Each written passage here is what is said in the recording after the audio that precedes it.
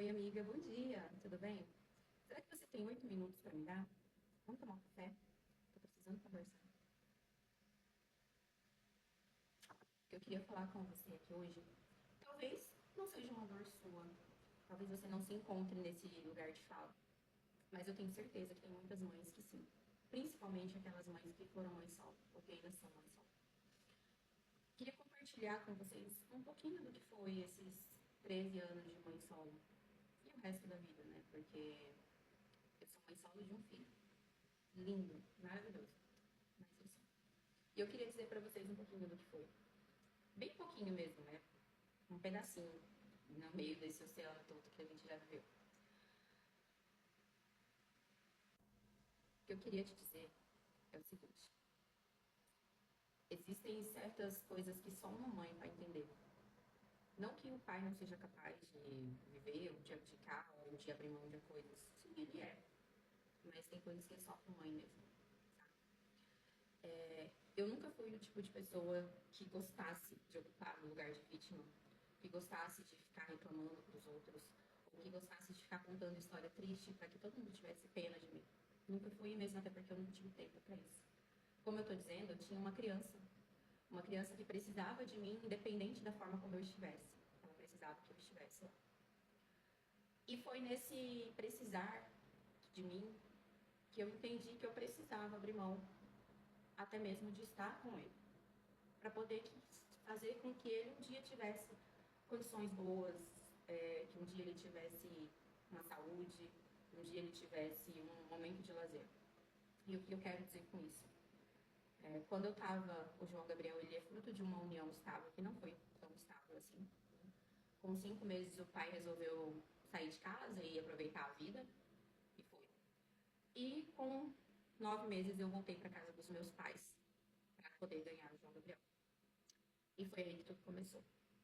Não é fácil você voltar para casa dos pais. E não é mais fácil ainda quando você volta de um casamento frustrado, grávida, prestes a ganhar neném e com um pai que simplesmente não tá nem aí para essa criança.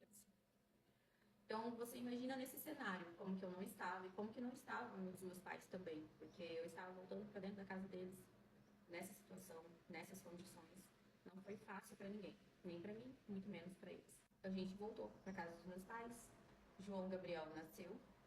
E eu só pedia para Deus, enquanto eu estava ainda grávida, que eu tivesse nele todo o amor do mundo. Que eu não passasse para o meu filho nenhuma mágoa, que eu não passasse para o meu filho nenhum sentimento de frustração, de raiva, de ódio, de rancor. Eu pedia muito para Deus para que eu conseguisse amar o meu filho, porque eu tinha a sensação de que eu não ia conseguir, devido a toda a situação que estava sendo a gravidez em si e toda a situação que eu estava passando. Minha cabeça não estava legal, gente, não estava mesmo. Mas eu nunca cheguei pra ninguém e disse. Eu nunca gritei por socorro, eu nunca pedi por ajuda, muito pelo contrário, quando as pessoas me perguntavam como eu estava, eu tô bem, tô bem. Eu sempre fui essa pessoa, sabe? Eu sempre gostei muito de ouvir o problema dos outros, mas eu sempre achei que estava todo mundo muito ocupado para ouvir os meus.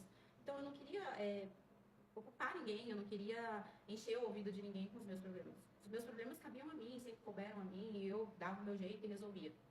Sempre foi assim, tá? E aí, quando o João nasceu, o pai continuou ausente. Foi no parto, esteve presente, mas só fez ali pra falar que fez, sabe? Com 30 dias de nascido, eu descobri que o pai estava namorando e que tinha ido embora para a cidade de Natal, para casa da mãe, e levado junto com ele a namorada e os 2 filhos da namorada. E a minha mágoa foi imensa com relação a essa mãe dele, a minha sogra na época. Porque eu imaginei assim, falei, gente, quando que um filho meu, chegando na minha casa, com outra mulher, com filhos que não são dele, eu sabendo que ele tá com uma criança recém-nascida, eu jamais eu ia aceitar, eu jamais eu ia acolher, eu não queria nem saber, eu ia pôr, eu juro, gente, olha, eu não sei. Essa é a minha mentalidade, tá? Eu colocaria meu filho pra fora, eu mandaria ele resolver a situação dele, eu faria com que ele tomasse o papel dele de homem. É assim que eu crio meu filho, tá? E o Gabriel, hoje ele tem conhecimento de muitas coisas, hoje ele tem noção de muita coisa. E aí, a situação que já não era boa foi só piorando, minha cabeça foi só piorando. Eu tive os 4 meses de licença maternidade, aproveitei o máximo os 4 meses de licença maternidade, porque eu sabia que eu iria voltar para o serviço, voltar a trabalhar e eu não ia ter que ficar. E foi o que aconteceu. Com 4 meses eu retornei ao serviço e o João ficou em tempo integral com os meus pais. Eu sou extremamente grata aos meus pais por tudo que eles fizeram pelo Gabriel, por mim. Extremamente grata, gente. assim, eu não tenho nem como dizer, sabe? Porém, aquilo também não foi bom. Era o que eu precisava fazer, eu precisava trabalhar, eu precisava correr atrás das coisas, porque o meu serviço garantia um plano de saúde para o Gabriel, garantia as coisinhas para ele e garantia, pelo menos que minha cabeça respirasse um pouco fora daquele contexto todo. Mas, em contrapartida, me tirava tempo de estar com ele. Porque eu saía de casa de manhã cedo e eu chegava em casa à noite. Eu saía, ele estava dormindo, eu chegava, ele estava dormindo. Finais de semana eu trabalhava, então eu só estava com ele nos dias em que eu estava de folga. E aquilo acabava comigo. Mais ainda quando ele começou a falar e ele começou a chamar minha mãe e meu pai de mãe e de pai. Então, assim, não foi fácil. Eu ouvi durante 13 anos muita coisa que me magoou e que me machucou muito, principalmente dos meus pais, tá? Não tenho mágoas mais deles hoje, mas na época foi muito difícil. Eu cheguei a ouvir dos meus pais que eu não sabia criar uma filha, que não era eu quem criava, que eu não era mãe, que se dependesse de mim ele morria de fome, que eu não estava lá, que eu não fazia nada, que eu não fazia nada direito. Mas eu estava tentando, gente. Eu estava tentando. Era o que eu tinha, eram as condições que eu tinha, era a oportunidade que eu tinha. E graças a Deus, passou. Passou esse porpério, passou toda aquela mágoa, passou toda aquela angústia, mas a ferida ficou. E é uma casca tão fina que qualquer coisinha faz sangrar. E foi isso que aconteceu ontem. Ontem eu ouvi que se eu não conseguir criar um, eu não irei conseguir criar outro. E isso dói um tanto, porque eu tô me vendo numa situação que eu não queria. Que eu estou trabalhando de segunda a segunda, eu saio de manhã cedo, eu chego de noite, às vezes ela já está dormindo. Quando não está dormindo, está acordada, mas está no 220 e eu tô cansada, estressada, então eu não consigo, às vezes, ter o tempo de qualidade que eu queria ter com ela.